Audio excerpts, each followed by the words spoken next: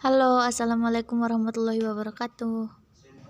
Saya Sindaura Pratasya dari kelas 12 MIPA 2. Saya akan membahas tentang teori-teori pusat pertumbuhan. Pertama kita akan membahas tentang pengertian pusat pertumbuhan. Pusat pertumbuhan atau growth pole adalah suatu wilayah atau kawasan yang pertumbuhan pembangunannya sangat pesat jika dibandingkan dengan wilayah lainnya, sehingga dapat dijadikan sebagai pusat pembangunan yang dapat mempengaruhi pertumbuhan dan perkembangan wilayah lain di sekitarnya. Kita masuk ke teori-teori pusat pertumbuhan. 1. Teori polarisasi ekonomi. Teori polarisasi ekonomi dikemukakan oleh Gunnar Myrdal. Menurut Myrdal, setiap daerah mempunyai pusat pertumbuhan yang menjadi daya tarik bagi tenaga buruh dari pinggiran.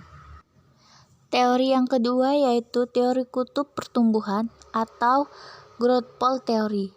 Teori ini ditemukan oleh Francis Perrow. Teori ini menyatakan bahwa pembangunan sebuah kota atau wilayah merupakan hasil proses dan tidak terjadi secara serentak, melainkan muncul di tempat-tempat tertentu dengan kecepatan dan intensitas yang berbeda. Teori ini dapat dilihat di gambar ini, kan saya ada mencantumkan gambar nih. Proses perkembangan kutub pertumbuhan menurut Francis. Kita masuk teori yang ketiga yaitu teori tempat sentral atau yang ditemukan oleh Walter Christoller. Menurut Christoller, tempat sentral adalah lokasi strategis yang dapat melayani kebutuhan masyarakat. Nah, ini kan saya ada mencantumkan video juga, bisa dapat dilihat di gambar ini. 3 asas tempat sentral menurut Christoller sebagai berikut. Yang pertama yaitu tempat sentral menurut asas pasar atau ketiga, pusat pelayanan berupa pasar yang responsif, terdapat ketersediaan barang dan jasa. Para konsumen di tempat-tempat yang lebih kecil terbagi menjadi 3 kelompok yang sama besarnya.